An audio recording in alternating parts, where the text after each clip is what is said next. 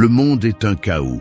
Il l'a toujours été et le sera toujours. Tu peux te plaindre, tu peux crier dans le vide, tu peux chercher des coupables, mais rien de tout cela ne changera la réalité. La seule chose que tu peux vraiment changer, c'est toi-même. Nous vivons piégés dans une tempête constante de pensées, de soucis et d'attentes qui ne nous laissent jamais en paix.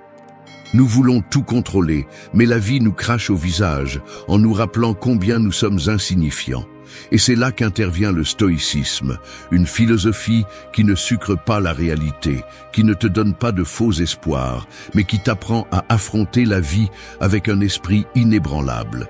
Il ne s'agit pas d'ignorer la douleur, ni d'être un robot sans émotion. Il s'agit d'apprendre à contrôler ce qui est vraiment entre nos mains, notre perception, notre attitude et nos décisions.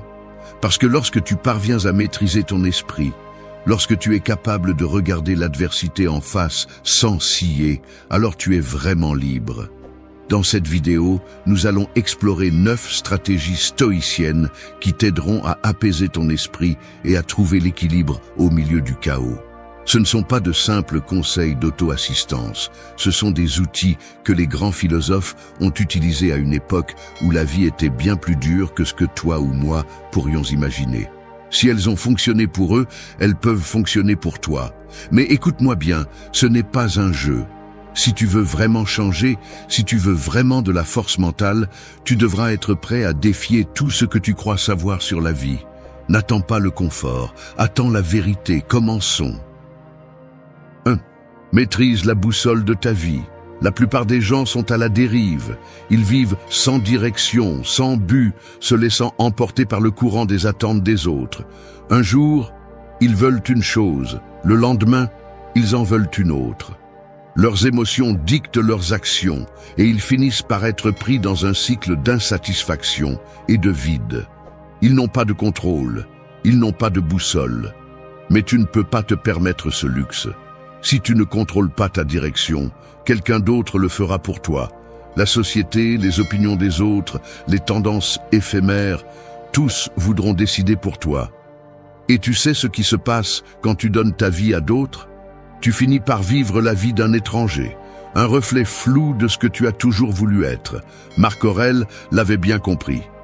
Ne laisse pas ton esprit devenir la propriété d'autrui. Et pourtant, la plupart le font.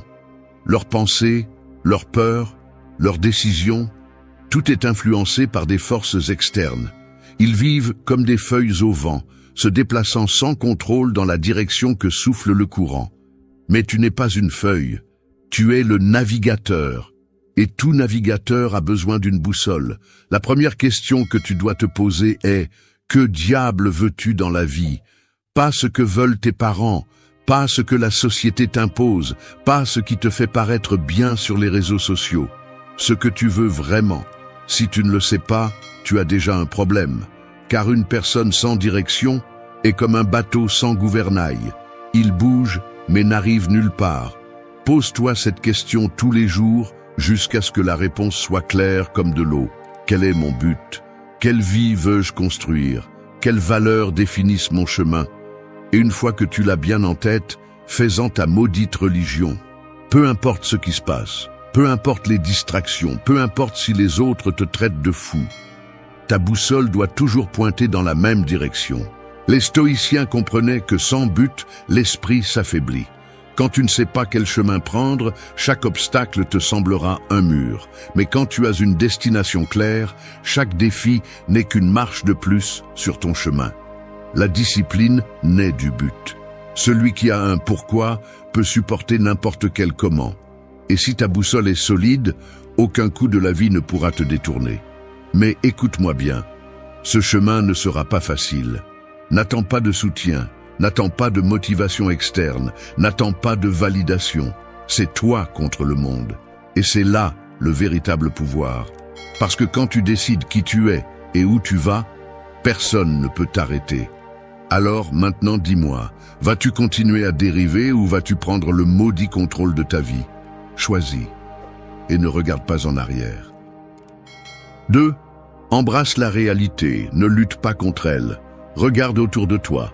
La vie n'est pas juste, elle ne l'a jamais été et ne le sera jamais.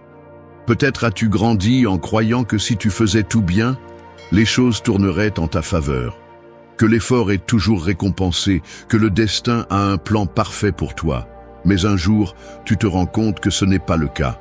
Tu vois des gens travailleurs qui survivent à peine, tandis que d'autres, sans lever le petit doigt, ont plus que tu ne pourrais jamais imaginer. Tu vois de bonnes personnes souffrir et des gens misérables réussir. Et que fais-tu? Tu te mets en colère. Tu te demandes pourquoi le monde est ainsi, comme si ton indignation allait le changer. Mais la réalité ne doit d'explication à personne. Tu peux maudire ta malchance, tu peux crier au ciel en espérant une réponse. Mais je vais te dire quelque chose, elle ne viendra pas. L'univers ne va pas s'arrêter pour arranger les choses parce que tu ne les aimes pas. La vie suit son cours, indifférente à tes plaintes. Et plus tôt tu l'accepteras, moins tu souffriras. Épictète l'a mieux compris que quiconque. Ne prétends pas que les événements se passent comme tu le souhaites, mais souhaite que les événements se passent comme ils se passent, et tu auras la paix. Cela ne signifie pas que tu dois devenir un conformiste, mais que tu dois apprendre à jouer avec les cartes qui te sont données au lieu de pleurer pour celles que tu n'as pas. Pense-y. Quand tu te mets en colère parce que quelque chose n'a pas tourné comme tu le voulais, qu'est-ce que tu accomplis? Rien. Tu t'épuises seulement. Tu remplis seulement ton esprit de bruit. C'est comme se battre contre une tempête en espérant que la pluie s'arrête à cause de ta colère. Ça ne marche pas comme ça. La réalité est immuable. C'est un mur. Tu peux te heurter à lui jusqu'à te briser les os ou tu peux trouver un moyen de le contourner. Mais une chose est claire, le mur ne bougera pas pour toi. Accepter la réalité ne signifie pas abandonner. Cela signifie arrêter de gaspiller de l'énergie sur ce que tu ne peux pas changer et te concentrer sur ce que tu peux contrôler. Tu as perdu de l'argent, quelqu'un t'a trahi, tu as échoué dans quelque chose d'important. Bien. Et maintenant, tu restes à te lamenter ou tu te relèves et tu continues à avancer. Les stoïciens comprenaient que la véritable liberté n'est pas de contrôler l'extérieur, mais de contrôler comment tu y réagis. Parce que la réalité ne s'adapte pas à toi, c'est toi qui dois t'adapter à la réalité. Alors écoute-moi bien, la vie ne te donnera pas de garantie. Elle ne te promettra pas que les choses seront comme tu l'espères. Mais si tu apprends à embrasser la réalité au lieu de lutter contre elle, tu deviendras plus fort que n'importe quelle tempête. Et pendant que les autres continueront à perdre leur temps à se plaindre, tu seras déjà plusieurs pas en avant, avançant sans regarder en arrière. 3. Fais de la gratitude ton encre quotidienne. Si je te disais qu'il existe un outil capable de renforcer ton esprit, de réduire le stress et de te rendre plus résistant face aux coups durs de la vie, l'utiliserais-tu? Cela semble simple, mais la plupart l'ignorent. La gratitude. Pas la version bon marché que tu trouves dans les phrases d'auto-assistance. Pas le typique « sois positif et tout ira bien ». Non. Je parle d'une gratitude réelle, crue et consciente. Celle que les stoïciens pratiquaient lorsqu'ils savaient que chaque jour pouvait être le dernier. Imagine que tu te réveilles un jour et que tout ce que tu as a disparu. Il n'y a pas de lit, pas de toit, pas de nourriture, personne à tes côtés, juste le vide. Comment te sentirais-tu? Maintenant, reviens à la réalité et rends-toi compte que tu as encore tout cela. La question n'est pas combien tu peux obtenir de plus, mais combien tu as déjà et que tu ne valorises pas. Le problème est que nous vivons dans une illusion où tout semble garanti. Tu supposes que tu te réveilleras demain, que cette personne sera toujours là, que ton corps continuera à fonctionner comme d'habitude. Mais la vie n'opère pas selon tes termes. Regarde-le comme un verre d'eau. Quelqu'un qui meurt de soif dans le désert le verrait comme un miracle. Mais toi, qui as accès à l'eau tous les jours, tu ne lui prêtes guère attention. La valeur des choses ne réside pas en elles-mêmes, mais dans la conscience que nous avons de leur présence. Et c'est là que réside la clé. La plupart des gens ne souffrent pas de ce qui leur manque, mais de ce qu'ils n'apprécient pas. Si tu veux apaiser ton esprit, brise le cycle. Fais de la gratitude une habitude, mais pas de manière superficielle. Il ne s'agit pas d'écrire 3 belles choses dans un journal, et c'est tout. Il s'agit de t'arrêter, de regarder ce que tu as et de comprendre vraiment que tu pourrais ne pas l'avoir. Il s'agit d'ouvrir les yeux et de réaliser que, même si la vie n'est pas parfaite, tu as plus que tu ne le penses. Chaque jour, consacre un moment à réfléchir. Qu'est-ce que j'ai maintenant que je pourrais perdre demain? Peut-être est-ce ta capacité à bouger, à voir, à entendre. Peut-être est-ce la personne à tes côtés, le toit au-dessus de ta tête, l'opportunité de te battre pour quelque chose de mieux. Peu importe ce que c'est, ressens-le vraiment. Et si tu veux donner encore plus de pouvoir à cette pratique, fais ce que les stoïciens appelaient visualisation négative. Imagine un instant que tu as tout perdu. Si demain tu te réveillais et que rien de ce que tu as aujourd'hui n'était là, comment te sentirais-tu? Maintenant reviens à la réalité et comprends que tu as encore tout cela. La gratitude n'est pas un joli concept, c'est une arme contre l'anxiété, la frustration et l'insatisfaction. C'est un rappel que, même si le chaos t'entoure, tu as encore plus que tu ne le penses. Et quand tu l'intériorises, quelque chose change en toi. Tu ne vis plus en poursuivant des choses externes pour te sentir complet. Tu commences à voir l'abondance dans ce que tu as déjà, parce que la paix mentale ne vient pas d'avoir plus. Elle vient de réaliser que tu n'as jamais manqué de rien. 4. Affronte la peur avant qu'elle n'arrive. La peur est le tueur silencieux de la paix mentale. On ne la voit pas, on ne la touche pas, mais elle est là, toujours à l'affût, te chuchotant des doutes, te paralysant avant même que quelque chose ne se produise. Ce n'est pas la réalité qui nous tourmente, mais l'anticipation de ce que nous croyons qui pourrait arriver. Et là est le piège. La plupart de nos peurs ne se réalisent jamais. Nous passons des jours, des semaines, voire des années à nous inquiéter pour des scénarios qui n'arrivent jamais, hypothéquant notre tranquillité pour des fantômes qui n'existent que dans notre tête. Les stoïciens avaient une solution simple mais brutale à cela. Affronter la peur avant qu'elle n'arrive. Au lieu de fuir l'incertitude, ils la regardaient en face et la désarmaient avant qu'elle ne puisse les consumer. Ils se demandaient « Quel est le pire qui puisse arriver ?» Et ils ne se contentaient pas de le penser, ils le visualisaient avec cruauté, avec un réalisme absolu, sans fioriture ni excuse. Perdre ton travail, te retrouver sans argent, échouer devant les autres, tout cela, en théorie, semble terrifiant. Mais quand tu te forces à détailler le scénario, quand tu décomposes ses conséquences sans dramatisation, tu te rends compte de quelque chose de surprenant. La plupart des peurs sont beaucoup plus petites qu'elles ne le semblaient dans ta tête. Imagine-toi perdant tout.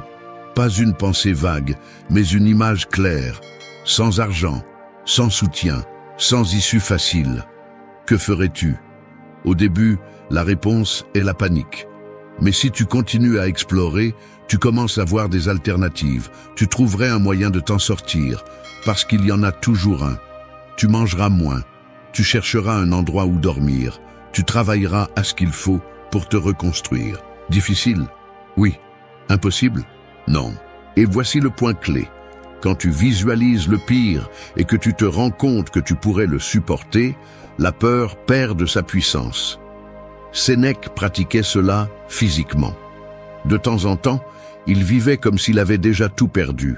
Il s'habillait avec les vêtements les plus simples, mangeait le minimum, dormait sur le sol. Non pas parce qu'il aimait souffrir, mais parce qu'il prouvait ainsi qu'il pouvait survivre avec peu. Et quand tu sais que tu peux survivre avec peu, tu arrêtes de craindre de tout perdre. Maintenant, applique cela à ta vie. Pense à ce que tu crains le plus, le rejet, l'échec, la perte. Au lieu d'éviter ces pensées, plonge-toi dedans. Démonte chaque peur jusqu'à son noyau et demande-toi, si cela arrivait, serait-ce vraiment la fin? Tu verras que dans la plupart des cas, la réponse est non. La vie continuerait et tu trouverais un moyen de t'adapter. Parce que la peur n'est pas le problème. Le problème, c'est de ne pas l'affronter. Plus tu l'ignores, plus elle grandit dans l'ombre, plus elle te contrôle. Mais quand tu l'exposes à la lumière, quand tu l'analyses sans pitié, elle se rétrécit jusqu'à devenir insignifiante. Il ne s'agit pas de devenir insensible ou de nier le danger, mais de comprendre que la peur n'a de pouvoir que si tu lui en donnes. Et quand tu apprends à la regarder en face, tu découvres qu'elle n'a jamais été aussi grande que tu le pensais. La prochaine fois que la peur t'attaquera, ne fuis pas. Attrape-la, décompose-la, démonte-la pièce par pièce jusqu'à ce qu'il n'en reste rien. Parce qu'à la fin de la journée, la pire prison est celle que tu construis dans ton esprit. Et si tu apprends à te libérer de celle-ci, rien ne pourra t'arrêter. 5. Ancrer ton esprit ici et maintenant. Ton esprit est comme un cheval sauvage. Il court sans contrôle entre le passé et le futur, revivant des erreurs, se préoccupant de ce qui va venir, pris dans une tempête de pensées qui ne s'arrête jamais. Et le pire de tout, c'est qu'il est très rarement au seul endroit où tu as réellement du pouvoir, le présent.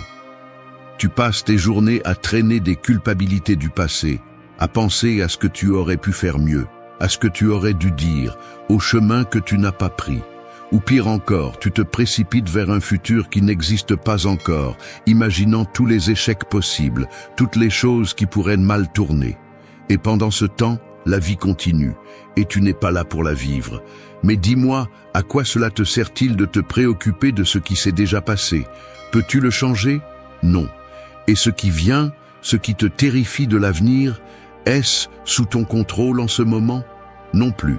La seule chose réelle est ce moment. Tout le reste est un piège de l'esprit, une prison sans barreaux, mais tout aussi étouffante. Pense à ceci.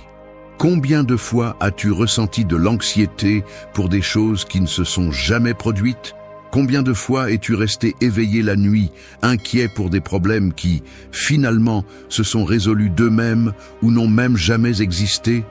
Ton esprit crée plus de souffrance que la réalité ne pourra jamais t'en causer. La plupart de nos soucis ne sont que des ombres, des illusions qui ne se concrétisent jamais. Et pourtant, nous les nourrissons comme si elles étaient réelles. Vivre dans le présent ne signifie pas oublier le passé ou ne pas planifier l'avenir. Cela signifie que tu ne gaspilles pas ton énergie sur ce que tu ne peux pas changer. Si quelque chose s'est déjà produit, à quoi bon se lamenter? Apprends, ajuste et continue d'avancer. Si quelque chose n'est pas encore arrivé, à quoi bon t'angoisser? Occupe-toi de ce que tu peux faire aujourd'hui. Tout le reste n'est que du bruit. Imagine que tu traverses un pont. Le pont représente le présent. Derrière toi, le chemin que tu as laissé derrière. Devant, un sentier couvert de brouillard. Si tu t'arrêtes trop longtemps à regarder en arrière, tu trébucheras. Si tu cours trop vite vers l'avant sans regarder où tu mets les pieds, tu tomberas. Mais si tu te concentres sur chaque pas que tu fais, ferme et conscient, tu arriveras de l'autre côté sans problème. C'est le pouvoir de vivre dans le présent. Alors quand ton esprit commence à divaguer, quand les pensées sur le passé ou le futur essaient de t'attraper, fais ceci. Arrête-toi. Respire. Sens le sol sous tes pieds. Écoute les sons autour de toi. Concentre-toi sur ce qui est devant toi. Parce que si tu n'apprends pas à contrôler ton attention, tu vivras une vie empruntée, coincée dans des temps qui n'existent pas. Le présent est tout ce que tu as. C'est là que se passe la vie, où tu prends des décisions, où tu peux changer les choses. Si tu réussis à ancrer ton esprit ici, rien ne pourra te secouer. Ni les erreurs d'hier, ni les peurs de demain. Juste toi, ici et maintenant, avec le contrôle absolu de ta vie. Parce qu'au final, la véritable paix de l'esprit ne se trouve pas ailleurs, ni à un autre moment. Elle est ici, en cet instant précis. Et seuls ceux qui apprennent à vivre dans le présent peuvent dire qu'ils sont vraiment vivants. 6. Libère-toi du bruit et du poids inutile. Ton esprit est comme une pièce. Si elle est en désordre, pleine de choses inutiles, sans espace pour bouger, tu te sentiras étouffé, accablé, sans clarté. Il en va de même pour ta vie.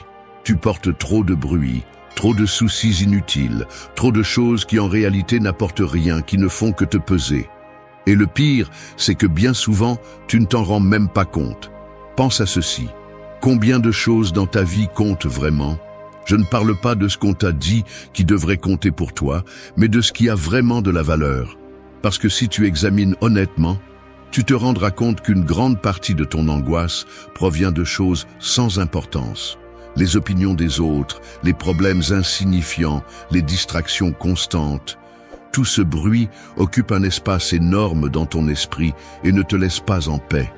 Nous vivons à une époque où l'information ne s'arrête jamais, où tout le monde crie son opinion, où les problèmes d'inconnus sur Internet semblent être plus importants que notre propre paix. Mais dis-moi, qui gagnes-tu? Rien. Juste du stress, de l'anxiété, un esprit surchargé de pensées qui ne sont même pas les tiennes. Et si ton esprit est plein de bruit, tu ne trouveras jamais de clarté.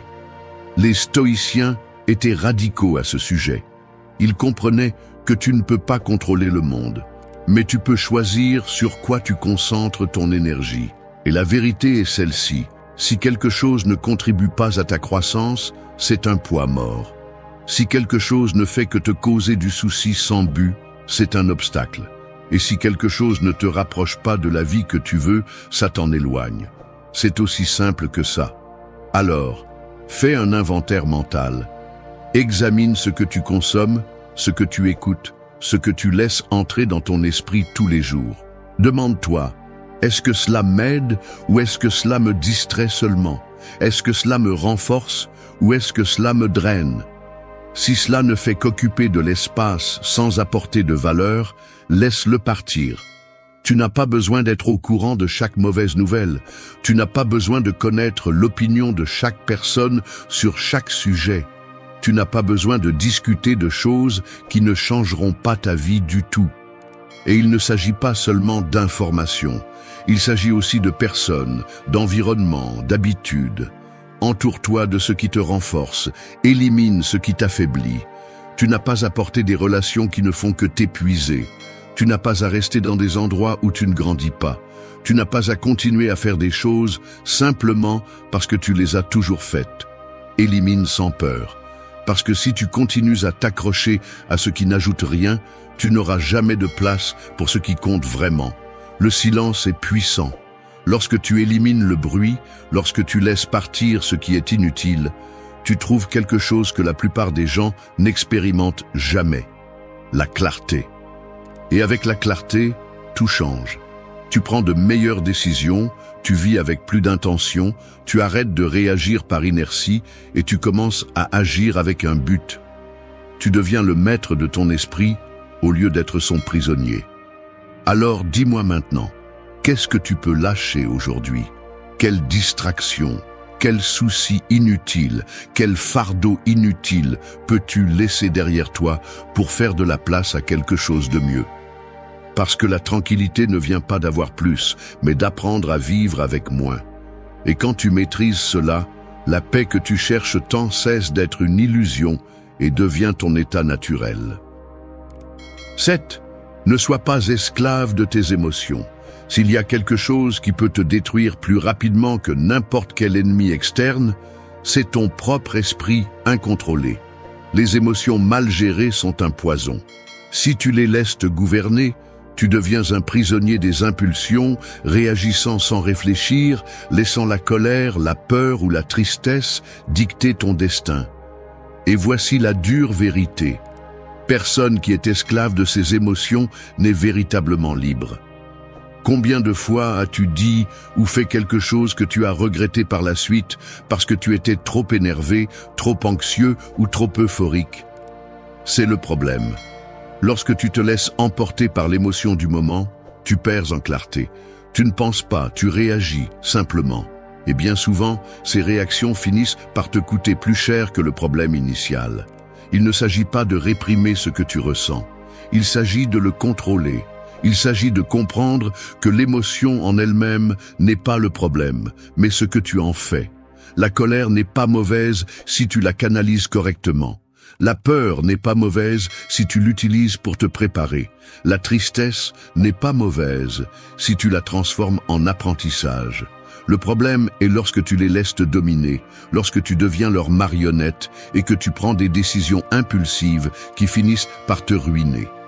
Imagine un guerrier en pleine bataille. S'il se laisse emporter par la colère, il attaque sans réfléchir et finit par mourir. S'il se laisse emporter par la peur, il se fige et se fait transpercer. Mais s'il utilise la colère comme carburant, s'il utilise la peur comme avertissement, alors il garde la tête froide et survit. C'est le véritable contrôle. Non pas éliminer les émotions, mais les apprivoiser, les transformer en outils plutôt qu'en chaînes. Alors, la prochaine fois qu'une émotion forte te frappe, ne réagis pas immédiatement. Arrête-toi. Analyse.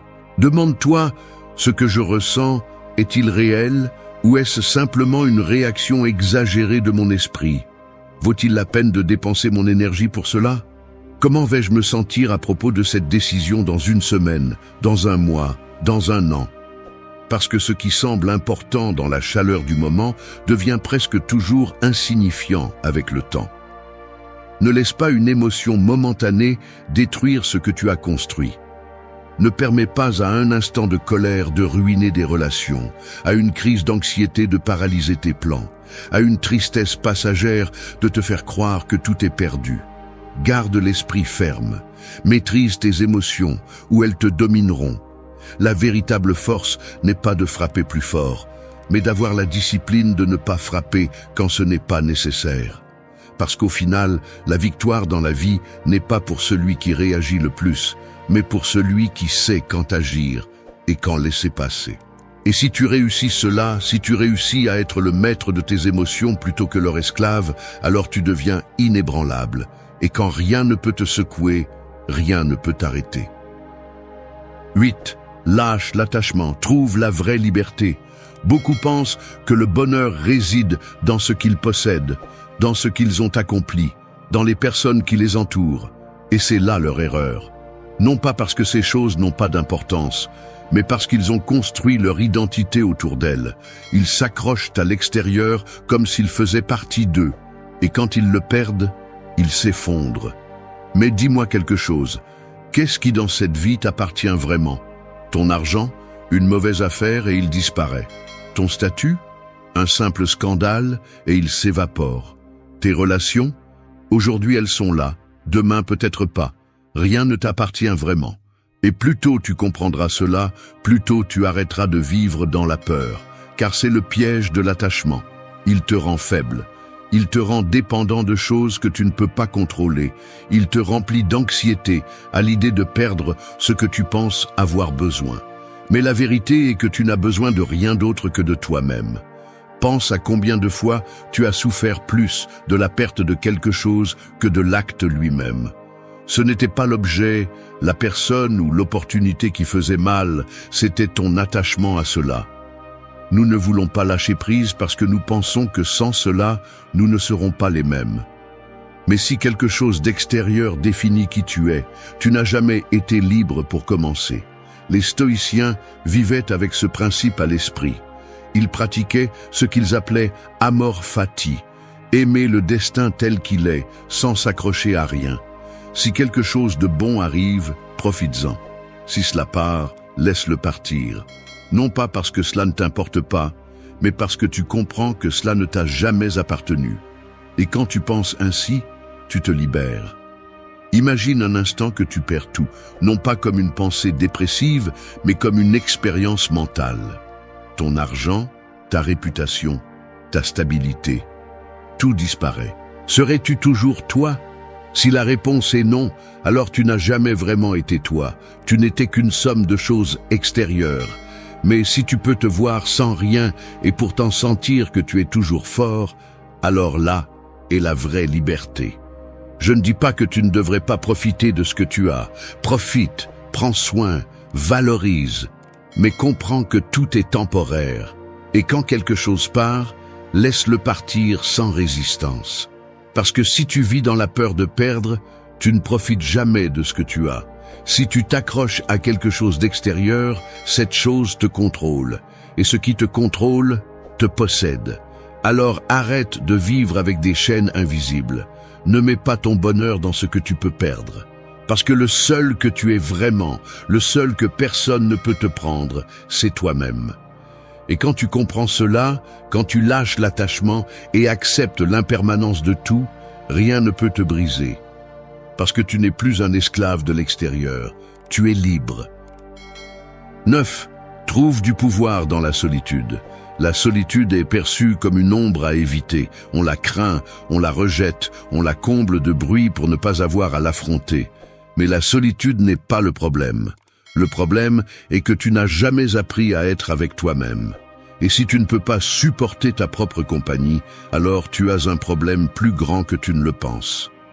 Depuis que tu es enfant, on t'apprend que la validation vient de l'extérieur, que tu as besoin de l'approbation des autres, que être seul est un échec, que si tu n'appartiens pas à un groupe, quelque chose ne va pas avec toi. Mais dis-moi, combien de fois as-tu trahi ce que tu voulais vraiment juste pour t'intégrer? Combien de fois as-tu supporté des conversations sans intérêt, des compagnies vides et des situations que tu ne voulais pas juste pour éviter le silence? Combien de fois t'es-tu entouré de personnes qui ne t'apportaient rien juste pour te distraire de toi-même? La solitude n'est pas une punition, c'est un test de ta force, sans distraction, sans applaudissement, sans la fausse sécurité que quelqu'un d'autre soutienne ton estime de toi. C'est dans la solitude que tu découvres qui tu es vraiment, sans masque, sans influence, sans le besoin d'impressionner qui que ce soit. Et si tu es incapable d'être seul, cela signifie que tu n'as pas encore construit une identité assez forte. Les stoïciens ne fuyaient pas la solitude, ils la cherchaient. Ils savaient que dans le silence se trouvait la clarté. Quand tu te déconnectes du bruit extérieur, quand tu te confrontes seul à tes pensées, tu te rends compte de ce qui est vraiment important et de ce qui n'est que distraction. Mais peu ont le courage de le faire. La plupart remplissent leur journée de bruit, de divertissement et de compagnie superficielle pour éviter une rencontre avec eux-mêmes. Mais dis-moi, si la première chose que tu fais quand tu es seul est de chercher des distractions, si tu ne peux pas passer un moment sans remplir le vide avec du bruit extérieur, as-tu vraiment le contrôle de ton propre esprit? Je ne dis pas que tu dois vivre isolé. Les connexions humaines sont importantes, mais elles ne doivent pas être une béquille. Tu n'as pas besoin de la présence de quelqu'un d'autre pour te sentir complet. La différence entre quelqu'un de fort et quelqu'un de faible est que le faible cherche de la compagnie pour ne pas affronter son vide, tandis que le fort choisit avec qui être parce qu'il se sent déjà complet seul. Si tu apprends à trouver la paix dans la solitude, personne ne pourra te manipuler, personne ne pourra te retirer ton centre, personne ne pourra te faire sentir que tu as besoin de son approbation pour exister. La véritable indépendance n'est pas dans l'argent ni dans le succès, mais dans le fait de ne pas avoir besoin de quelque chose d'extérieur pour te sentir bien avec toi-même. Alors, pose-toi cette question. Es-tu capable d'être seul, en silence, sans distraction, sans te sentir mal à l'aise? Si la réponse est non, alors c'est là le problème que tu dois résoudre, parce que le jour où la solitude cessera de te faire peur, tu deviendras invincible. Imagine ceci, le réveil sonne, mais au lieu de te lever avec force et détermination, tu l'éteins. Une fois, 2 fois, jusqu'à ce que le temps te glisse entre les doigts. Chaque répétition est une petite défaite. Et tu ne le remarques peut-être pas, mais ces petites défaites s'accumulent. C'est ainsi que tu perds avant même de commencer. Maintenant, dis-moi, est-ce ainsi que tu veux vivre? En laissant ta vie en pilote automatique? Parce que chaque matin est une déclaration. Une opportunité brutale, sans filtre, pour décider qui diable tu vas être. Peu importe ce que tu as fait hier. Peu importe combien de fois tu t'es laissé tomber. Aujourd'hui, le seul défi qui compte est devant toi. Et il n'y a que 2 options, te lever ou abandonner. Le stoïcisme n'est pas une philosophie à contempler depuis le confort. C'est une putain d'invitation à la guerre. À la guerre contre ta paresse, tes excuses, tes peurs. Il ne s'agit pas de jolis mots ni de pensées heureuses. Il s'agit d'action. Parce que si tu ne prends pas le contrôle, quelqu'un d'autre le fera. Et crois-moi, le monde est plein de personnes et de circonstances prêtes à décider pour toi. Mais cela n'a pas à être ton histoire. Aujourd'hui, je vais te montrer 9 leçons stoïciennes pour te sortir de la médiocrité. 9 principes qui, si tu les appliques, vont briser une fois pour toutes ce cycle d'inertie et de faiblesse. Ce ne sera pas facile, il n'y aura pas de raccourci, mais je te promets une chose, ça en vaudra la peine. 1. Réveille-toi comme si ta vie en dépendait. Chaque matin est un champ de bataille. Ton ennemi ne porte pas d'armure, il ne crie pas de menace. Il est silencieux, trompeur. Son nom est confort. Il t'enveloppe dans des draps chauds et te murmure à l'oreille que 5 minutes de plus ne feront pas la différence. Mais c'est le premier mensonge de la journée. Et si tu l'acceptes, tu as déjà perdu. Se réveiller n'est pas seulement ouvrir les yeux. C'est une déclaration de guerre. Chaque fois que tu éteins le réveil, tu ne fais pas seulement repousser le jour, tu repousses ta vie. Les stoïciens l'ont bien compris. Pour eux, chaque aube était un cadeau immérité, une occasion de montrer qui ils étaient. Marc Aurèle, l'un des plus grands empereurs stoïciens, disait « Quand tu te lèves le matin, pense au privilège d'être en vie. » Mais le penses-tu vraiment? Ou laisses-tu la paresse prendre le contrôle? Chaque fois que tu choisis de rester au lit, tu choisis la reddition. Peu importe combien de promesses tu te fais la veille. La seule chose qui compte, c'est ce que tu fais quand le moment arrive. Parce que c'est là que naît le respect de soi. Se réveiller comme si ta vie en dépendait signifie comprendre que le temps est la seule ressource que tu ne récupéreras jamais. Et le plus dur dans tout ça, c'est que tu ne sais pas combien il t'en reste. Personne ne le sait. Chaque fois que tu décides de repousser, tu te voles toi-même. Pense à ça. Veux-tu vraiment être ton propre voleur? Les stoïciens pratiquaient la premeditatio malorum, un exercice brutal dans lequel ils imaginaient le pire. Non pas par pessimisme, mais pour être prêt. Demande-toi, et si aujourd'hui était le dernier jour que tu as? Si tu le savais, resterais-tu au lit? Ou te lèverais-tu avec la fureur de celui qui ne compte pas gaspiller une seconde? Épictète disait, ce n'est pas ce qui t'arrive qui te définit, mais comment tu y réponds. Et ta première réponse à la journée est ton réveil. Tu n'as pas besoin d'inspiration, tu as besoin de décision. La motivation est fragile, la décision est inébranlable. Il y aura des jours où chaque muscle te demandera de renoncer. C'est là que tu décides qui tu es. Lève-toi comme celui qui fait face à l'inévitable, parce que l'inévitable arrivera. L'inconfort, la fatigue, les problèmes, tout cela va apparaître. Mais quand tu te réveilles avec intention, quelque chose change. Tu deviens imbattable. Non pas parce que les obstacles disparaissent, mais parce que tu cesses d'être quelqu'un qui fuit. Fais-en un putain de rituel. Ne fais pas que ouvrir les yeux. Lève-toi avec force. Respire. Sens ton corps. Et rappelle-toi, aujourd'hui est une opportunité que tu ne mérites pas mais que tu as. Ne la gaspille pas. Réveille-toi comme si ta vie en dépendait. Parce que, en réalité, c'est le cas. 2. Brise le cycle de la procrastination. Procrastiner, c'est comme être enchaîné à une chaise dans une pièce sans fenêtre. Tu ne le sens pas au début. C'est confortable, familier. Mais à chaque excuse, les chaînes se resserrent. Je le ferai demain. Je me lèverai plus tard, je commencerai après, et ainsi passent les jours, les mois, les années. Quand tu t'en rends compte, la chaise n'est plus seulement un siège, c'est ta prison. Les stoïciens l'avaient bien compris. Le temps est la seule chose que tu possèdes vraiment, et le gaspiller est le pire crime que tu peux commettre contre toi-même. Sénèque disait que nous ne vivons pas une vie courte, mais que nous la rendons courte en la gaspillant. Et il n'y a pas de façon plus insidieuse de gaspiller la vie qu'en cédant au cycle de la procrastination. Chaque fois que tu dis « plus tard », tu ne fais pas seulement repousser une tâche, tu repousses ta croissance, ta discipline, ta propre identité. Le pire, c'est que la procrastination ne se fait pas annoncer. Elle ne frappe pas à la porte. Elle se glisse simplement, déguisée en repos mérité ou en juste 5 minutes de plus. Mais ne te trompe pas. C'est un ennemi silencieux qui vole ta vie sans que tu t'en rendes compte. Et il le fait parce que tu lui donnes la permission. Parce qu'accepter une excuse aujourd'hui ouvre la voie à l'accepter demain. Les stoïciens faisaient face à cela avec une brutalité honnête. Épictète disait « N'explique pas ta philosophie, vis-la ».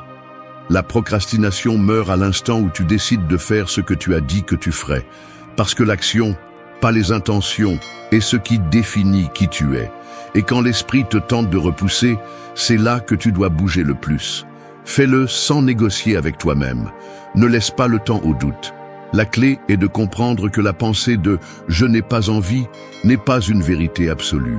Ce n'est qu'un sentiment passager, un écho du confort qui essaie de te maintenir sur cette chaise.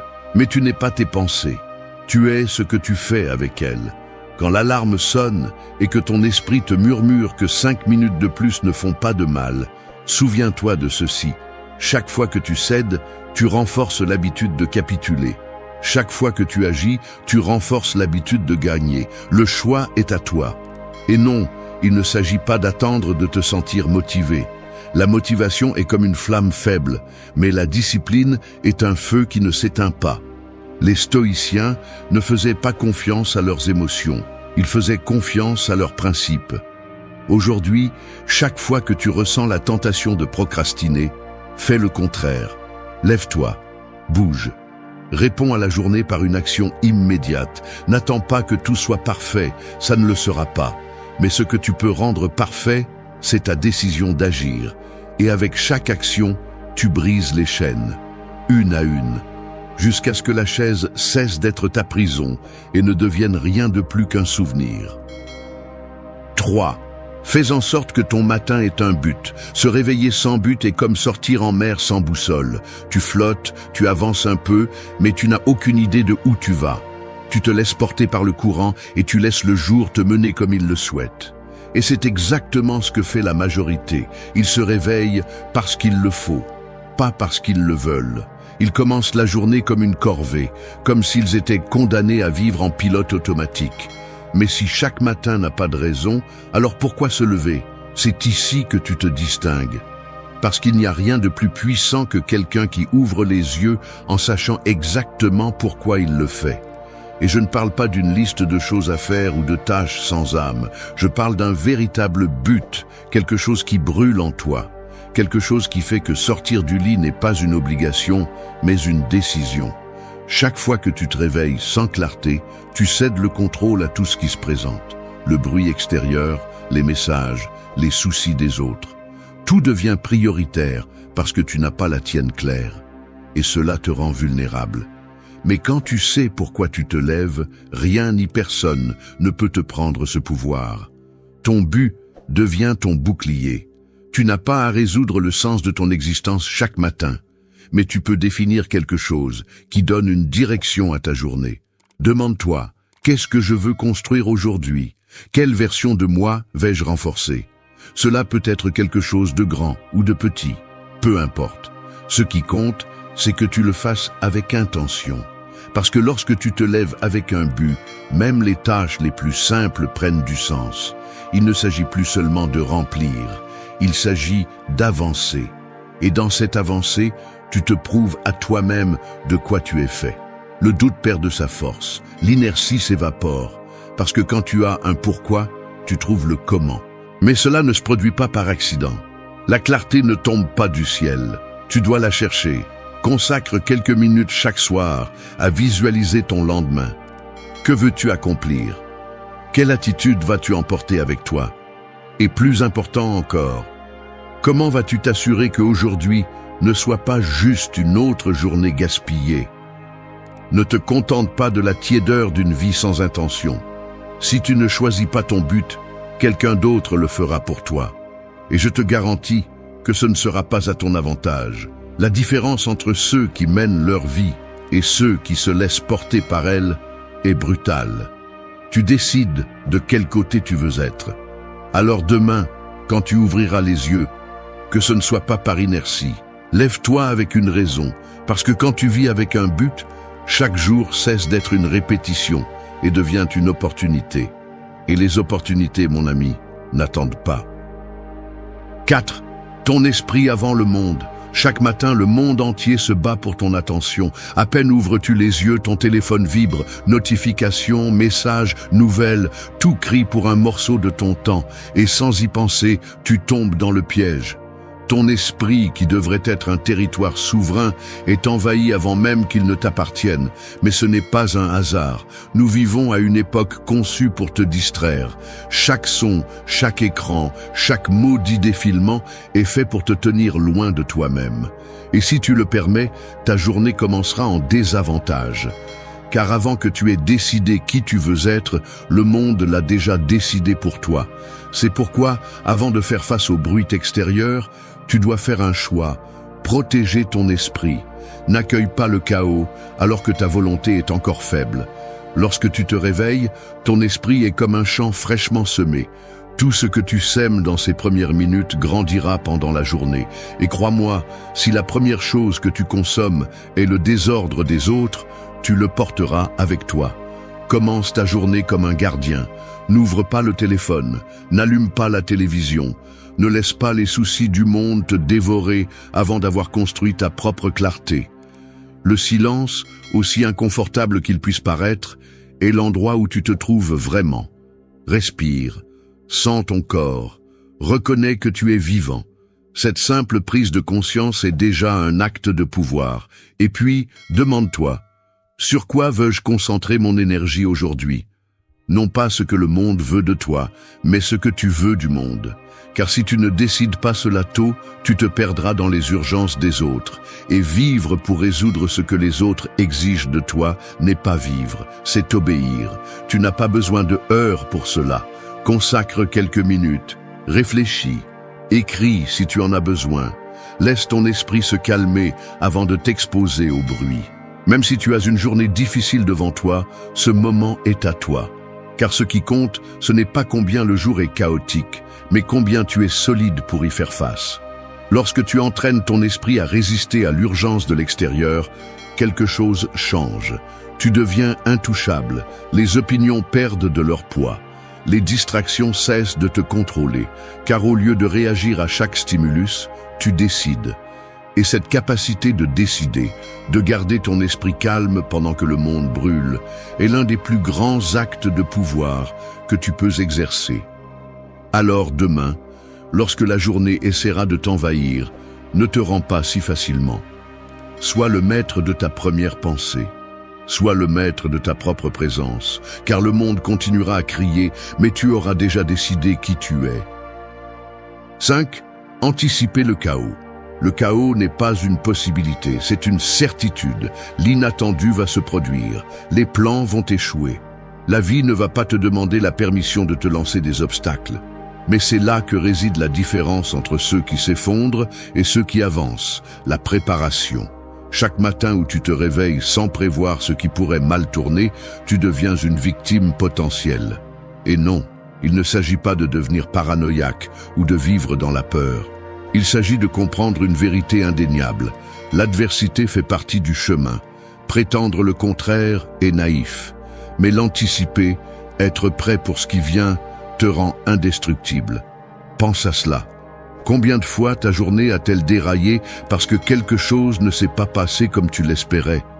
Peut-être une réunion inattendue, un problème familial, une défaillance technique. Ce n'était pas l'obstacle qui t'a vaincu, c'était ton manque de préparation. Parce que lorsque tu n'anticipes pas le chaos, le moindre inconvénient te sort du jeu. La clé est d'assumer que le chaos arrivera, mais que tu seras déjà prêt. Chaque matin, avant de te lancer dans le monde, fais une pause. Demande-toi, qu'est-ce qui pourrait être le pire aujourd'hui? Non pas pour te faire peur, mais pour le désarmer. Lorsque tu visualises les problèmes avant qu'ils n'arrivent, tu leur ôtes le pouvoir de te surprendre. Et lorsque le coup arrive, au lieu de trembler, tu penses simplement « je m'y attendais ». Anticiper le chaos n'est pas être négatif, c'est être invincible. Parce que la véritable force ne vient pas d'espérer que tout se passe bien, mais de savoir que tu peux le supporter quand ce n'est pas le cas. Alors que les autres sont paralysés, tu agis. Alors qu'ils se lamentent, tu résous. C'est la différence entre un jour qui te bat et un jour que tu domines. Mais cela demande de la discipline. Il ne suffit pas d'y penser une fois. Fais-en une habitude. Consacre 5 minutes chaque matin pour passer en revue ta journée. Où pourraient surgir des complications? Qu'est-ce qui pourrait te détourner de ton objectif? Même quelque chose d'aussi simple que d'anticiper le trafic, une conversation inconfortable ou un malentendu peut changer le cours de ta journée. Et lorsque ces problèmes apparaissent, parce qu'ils le feront, tu seras prêt. La préparation signifie aussi contrôler ce que tu peux. Tu ne peux pas prévoir chaque tempête, mais tu peux emporter un parapluie. Lève-toi plus tôt si la journée s'annonce compliquée. Laisse de la place pour l'inattendu. Reste flexible, non pas comme quelqu'un qui craint le changement, mais comme quelqu'un qui l'attend avec les poings serrés et le regard ferme. Parce qu'au final, ce qui détermine ta journée n'est pas ce qui se passe, mais comment tu réagis. Et celui qui est préparé ne se brise jamais. 6. Conquiers le désordre depuis ton lit. Ton environnement est le reflet de ton esprit. Tu regardes autour de toi et ce que tu vois te crie une vérité inconfortable. Le désordre extérieur n'existe que parce que tu l'as permis. Et ce chaos, aussi minime soit-il, s'infiltre dans ta pensée. Il te distrait, te submerge et te vole ta clarté. Mais tout commence en un seul endroit, ton lit. Cela peut sembler insignifiant, mais chaque matin, laisser son lit en désordre est comme abandonner une bataille avant de la commencer. C'est un message direct à ton cerveau que le désordre est acceptable, que l'inachevé est acceptable. Et si tu tolères ce niveau minimal de chaos, qu'est-ce qui t'empêche de faire la même chose pour le reste de la journée? Quand tu fais ton lit, ce n'est pas seulement une tâche ménagère, c'est un acte de contrôle. C'est prendre le commandement dès le premier moment de la journée. Alors que d'autres commencent leur journée en laissant des choses en suspens, tu commences en fermant une. Cette petite victoire crée un effet domino. Ton esprit reçoit un signal clair. Aujourd'hui, c'est moi qui commande. Et non, il ne s'agit pas de devenir quelqu'un d'obsédé par la perfection. Il s'agit de refuser de vivre parmi les restes d'apathie. Parce que le lit en désordre n'est que le début. Combien d'autres espaces de ta vie reflètent le même manque de décision? La table pleine de papier, les vêtements accumulés sur la chaise, les assiettes qui ne sont jamais lavées. Chacun de ces désordres est un rappel silencieux de ce que tu laisses en suspens. C'est un poids que tu portes sans t'en rendre compte. Mais lorsque tu commences ta journée en conquérant le désordre, quelque chose change. Peu importe à quel point cela peut sembler petit, ce qui compte, c'est ce que cela représente. Dans cet acte de plier les draps et d'arranger les oreillers, tu te rappelles à toi-même que tu as le contrôle, que tu décides à quoi ressemble ton espace et, par extension, à quoi ressemble ta vie. De plus, cela t'enlève une excuse, parce que lorsque la journée se termine et que la fatigue tente de te renverser, la dernière chose que tu verras sera un espace en ordre. Un petit refuge de discipline dans un monde chaotique. Et cela compte, parce que ce que tu vois façonne ce que tu ressens. Le désordre alimente le chaos mental, mais l'ordre renforce la tranquillité. Si tu ne peux pas maîtriser quelque chose d'aussi simple que ton propre lit, comment espères-tu affronter les défis plus grands qui t'attendent là-bas? La réponse est évidente. C'est pourquoi, chaque matin, alors que d'autres laissent le désordre derrière eux, tu choisis de l'affronter. Parce que celui qui triomphe dans les petites choses construit la force pour triompher dans les grandes. 7. Réveillez-vous à l'intérieur. Se réveiller ne consiste pas seulement à ouvrir les yeux. Il y a des gens qui sont debout, qui marchent, qui parlent, mais qui dorment encore. Ils vivent en mode automatique, répétant des routines sans rien remettre en question, comme si chaque jour était une simple répétition du précédent. Ils respirent, mais ils ne vivent pas. Quand vous vous réveillez à l'intérieur, tout change. Ce n'est pas le monde qui se transforme, c'est vous. Vous cessez d'être un spectateur et vous devenez le protagoniste.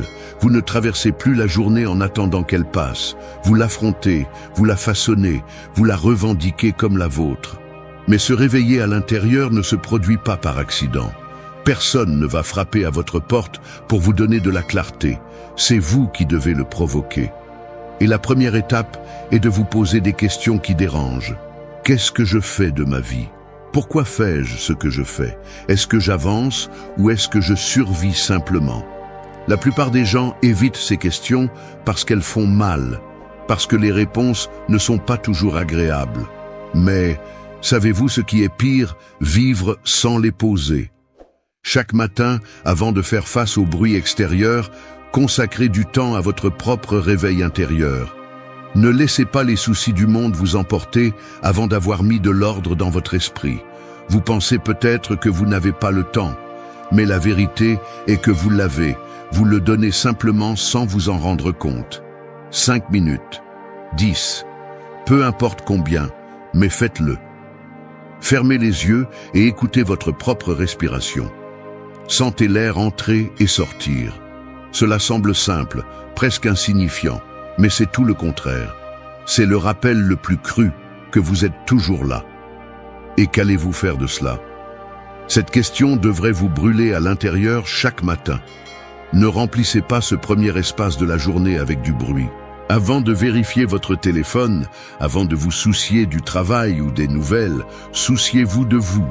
Demandez-vous, comment est-ce que je veux affronter cette journée?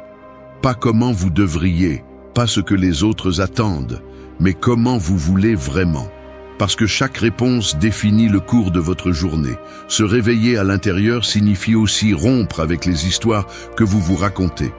Je ne suis pas assez, je ne peux pas le faire, il est trop tard pour moi. Ces voix sont confortables parce qu'elles vous maintiennent au même endroit. Mais le confort ne vous sauve pas. L'inconfort, le défi, c'est ce qui vous réveille. Et seul vous pouvez décider si vous continuerez à dormir avec ces mensonges ou si vous ouvrirez les yeux une fois pour toutes. Chaque jour est une occasion brutalement honnête de vivre avec intention ou de rester éteint. Le temps n'attendra pas. La journée ne s'arrêtera pas jusqu'à ce que vous soyez prêt. Se réveiller à l'intérieur signifie comprendre cela et agir malgré tout. Alors demain, quand vous ouvrirez les yeux, ne vous contentez pas d'exister. Respirez, posez des questions, écoutez et choisissez de vous réveiller. Parce que celui qui se réveille à l'intérieur vit vraiment.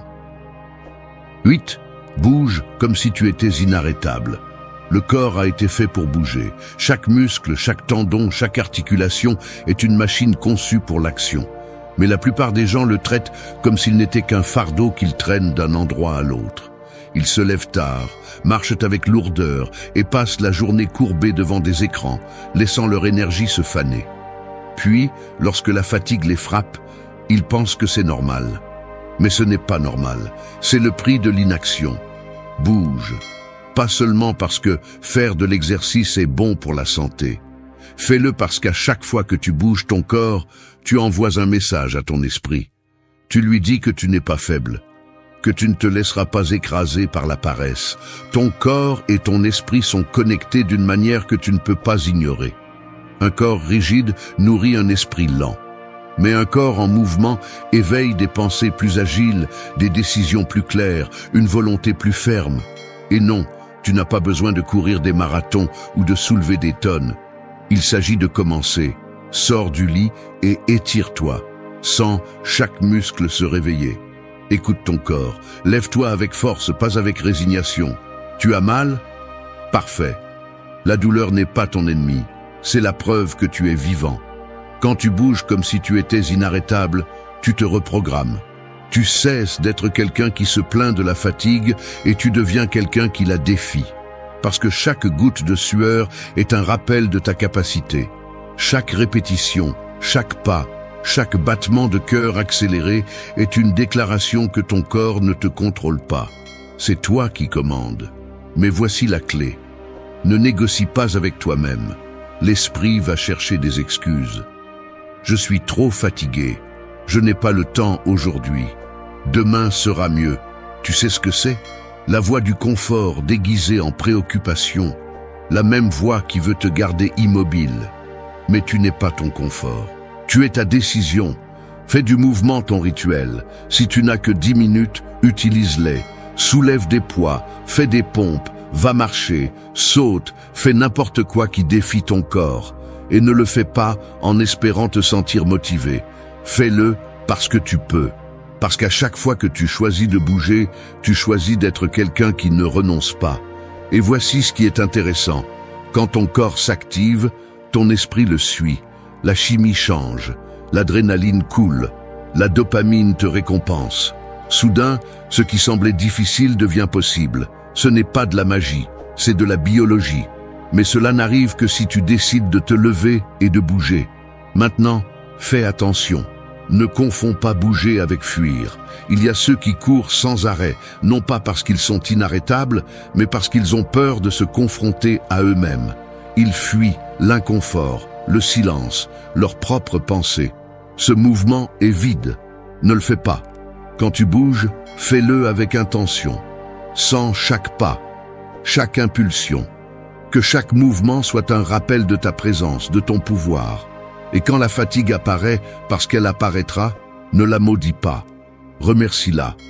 La fatigue est le signe que tu as fait ce que la plupart craignent de faire. Alors que d'autres se cachent derrière des excuses, tu continues d'avancer. Parce que bouger, comme si tu étais inarrêtable, ne signifie pas que tu ne ressens pas de fatigue. Cela signifie que tu décides d'avancer malgré elle. Tu n'as pas besoin de prouver quoi que ce soit à qui que ce soit. Tu n'as pas besoin de te comparer. Tu as juste besoin de te prouver à toi-même que tu es capable. Et tu le feras, jour après jour, parce qu'à chaque fois que tu choisis le mouvement plutôt que l'inaction, tu te transformes. Ton corps se renforce, ton esprit se durcit. Ta volonté devient quelque chose qui ne peut pas être brisé. Alors demain, quand le monde essaiera de t'enchaîner au confort, réponds par l'action. Ne réfléchis pas trop. N'attends pas le moment parfait. Bouge simplement. Lève-toi comme si chaque pas était une déclaration de victoire. Marche avec la conviction de quelqu'un qui ne s'arrête pas, parce que tu ne l'es pas. 9. Sors pour revendiquer ta lumière. La plupart des gens vivent comme si la lumière du jour n'était qu'une routine. Ils ouvrent les yeux, regardent le soleil sans le voir et continuent sans se poser de questions. Mais chaque aube est plus qu'un changement d'heure. C'est une opportunité brutale et directe. Le monde s'illumine et avec lui, tu devrais aussi le faire. Mais il ne suffit pas d'exister sous la lumière. Tu dois sortir pour la revendiquer. Parce qu'il y a deux façons de faire face à chaque jour. Tu peux te laisser emporter comme celui qui est jeté dans le courant sans résistance. Ou tu peux y entrer la tête haute, revendiquant chaque putain de seconde comme la tienne. Et la différence entre les deux chemins réside dans ta décision. La lumière n'attend pas les indécis. Elle attend ceux qui sont prêts à se battre pour elle. Revendiquer ta lumière signifie sortir dans le monde avec un but. Pas comme un spectateur, mais comme quelqu'un qui comprend que ce jour ne se répétera pas. Chaque rayon de soleil qui touche ta peau est un rappel que tu es toujours là. Et si tu es toujours là, tu as une responsabilité. Pas seulement respirer, pas seulement exister, mais vivre. Mais vivre vraiment exige que tu affrontes ce que les autres évitent. Cela signifie prendre des décisions, décider ce que tu veux, décider qui tu es. Et plus encore, décider qui tu ne vas pas être. Parce qu'à chaque fois que tu cèdes ta lumière, chaque fois que tu laisses l'opinion des autres ou la peur dicter ta direction, tu t'éteins un peu plus, jusqu'au jour où tu te réveilles et tu ne te reconnais même plus. Ne laisse pas cela t'arriver. Sors et revendique ce qui est à toi. La vie ne te donnera rien simplement parce que tu le désires, mais elle te donnera tout si tu l'exiges avec action. Et l'exiger ne signifie pas frapper aux portes et demander des opportunités. Cela signifie devenir l'opportunité. Faire tellement de bruit avec ton effort et ta conviction que le monde n'aura d'autre choix que de t'écouter. Peu importe la taille de ton objectif aujourd'hui. Il peut s'agir d'affronter une conversation difficile, de prendre une décision que tu as reportée ou simplement de te lever avec la détermination de ne pas céder à la paresse. Chacun de ces actes est un pas vers ta lumière. Et si tu trébuches, si le jour te frappe, relève-toi. Parce que même la chute fait partie du processus. La seule véritable défaite est de ne pas se relever. Tu dois aussi comprendre quelque chose. La lumière n'est pas toujours douce. Il y a des jours où elle brûle, où chaque pas semble être une lutte sans sens. Mais c'est là que ton véritable caractère est mesuré. Es-tu de ceux qui se cachent dans l'ombre, ou es-tu de ceux qui avancent même lorsque le soleil brûle? Parce que revendiquer ta lumière ne signifie pas sourire à chaque obstacle. C'est les affronter avec les dents serrées et la conviction intacte. Et n'attends pas d'applaudissements. Tout le monde ne comprendra pas pourquoi tu te bats. Certains préféreront que tu restes dans l'obscurité, parce que ta lumière dérange ceux qui ne sont pas prêts à allumer la leur. Mais ce n'est pas ton problème. Ta tâche n'est pas de faire en sorte que les autres approuvent ton chemin. Ta tâche est de le parcourir, avec ou sans compagnie, avec ou sans validation. Rappelle-toi cela chaque matin. Le jour où tu ne revendiques pas ta lumière est un jour que tu ne revivras jamais. Personne ne la gardera pour toi. Personne ne te la rendra. C'est maintenant ou jamais. Et peu importe combien d'erreurs tu as commises, combien de jours tu as gaspillé, tant que tu respires, l'opportunité reste la tienne. Alors quand tu sors de chez toi, fais-le comme si chaque pas était une déclaration. Regarde le soleil, non pas comme quelque chose qui existe simplement, mais comme quelque chose qui te défie de vivre à sa hauteur. Parce que la lumière n'appartient pas à ceux qui la regardent avec peur. Elle appartient à ceux qui osent la revendiquer. Aujourd'hui n'est pas un jour ordinaire. Aujourd'hui est le jour où tu décides. La médiocrité ou la croissance. La résignation ou l'action. L'obscurité ou la lumière. Et peu importe combien de fois tu as mal choisi dans le passé. Ce qui compte, c'est ce que tu vas faire maintenant. Merci d'être resté jusqu'à la fin de la vidéo. Si vous avez tout vu, commentez « Je suis stoïcien » comme notre signe secret, indiquant que vous êtes un véritable apprenant du stoïcisme. N'oubliez pas de vous abonner et de liker la vidéo si elle vous a plu. Rendez-vous dans la prochaine vidéo et rappelez-vous, continuez à cultiver votre esprit stoïque.